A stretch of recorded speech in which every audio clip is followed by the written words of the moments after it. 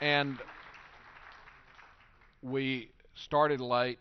Technically, I should have 10 minutes for questions, so we'll do 5 minutes of question and answer, and then we'll shut this down. Go ahead.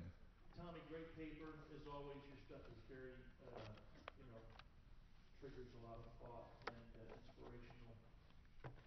I want to just clarify because I don't want to misunderstand. I really appreciate everything you said in the paper. Um, Earth dwellers is not really a term for everyone on the earth during the tribulation. That's what you're saying, right? Right. Okay. Um, then when it says and uses in the book of Revelation the word all, it really doesn't mean all the people on the earth. I would have to see a specific instance Okay, to know. go Okay, go go ahead. okay, go to Revelation 13. This is the verse I want you to comment on. You got it? You Well, got I it don't have memorized, it. don't you? I Okay. don't have it. Verse 7. And it was given unto him I'm in Revelation 13:7. And it was given unto him to make war with the saints and overcome them.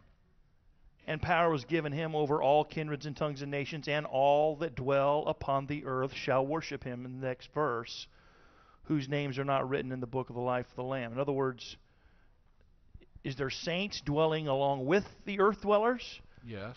Okay, so then when this verse says, and all that dwell upon the earth shall worship him, it's all the earth dwellers that shall worship him. It's not all that are actually dwelling on the earth that shall worship him. Right. That's Do we correct. agree on that? Yeah. Okay. That's what I wanted to clarify. Yes, definitely. Go ahead. Uh, Tommy, you've used the word the idealist a couple times, or idealism. Could you define and describe that in relationship to being a pre-trib, pre-mill? Yeah, it doesn't relate to directly to pre-trib, pre-mill. There are four ways to interpret the book of Revelation traditionally from today, right now. There are people who think it happened in the past. They're preterists.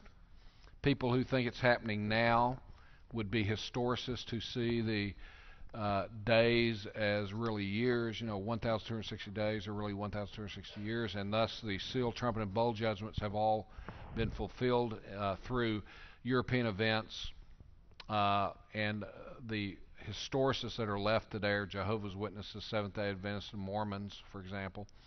And then there are futurists, and we are futurists who see the events of the book of Revelation happening in the future, being the rapture, the tribulation, second coming. And then idealists are people who are atemporal.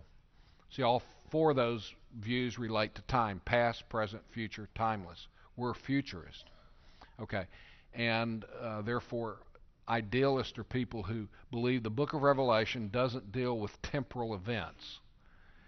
Even though there's all kinds of temporal statements, they would say that that is just symbolic or ideas about how the good guys are going to beat the bad guys.